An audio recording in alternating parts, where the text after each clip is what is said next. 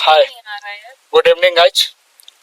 साथियों, मैं आपको बताऊं, ये जिस स्थान पे मैं खड़ा हूं, ये वासुधारा जो वाटरफॉल है, वहां से माना गांव के बीच की दूरी पे बिल्कुल खड़ा हूं। आप यहाँ की जो व्यू है वो देखिए, कितनी मन मोह लेने वाली दृश्य है यहाँ की।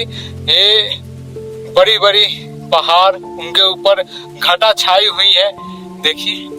और यहाँ पे भेड़ बकरी भी थी, जैसे जम्मू कश्मीर में होती है, लेकिन वो भाग गई हमें देख के, डर के। पता नहीं हमारे चेहरे में उनको राक्षस दिखा क्या।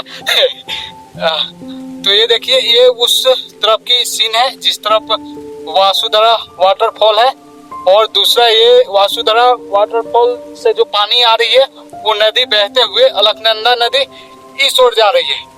और ये जो आपको सीधा रूट दिख रहा है, ये माना गांव की तरफ जा रही है। माना गांव वो रहा दोस्तों, वो आपको दिख रहा होगा, बहुत सारी मकाने हैं वहां पे।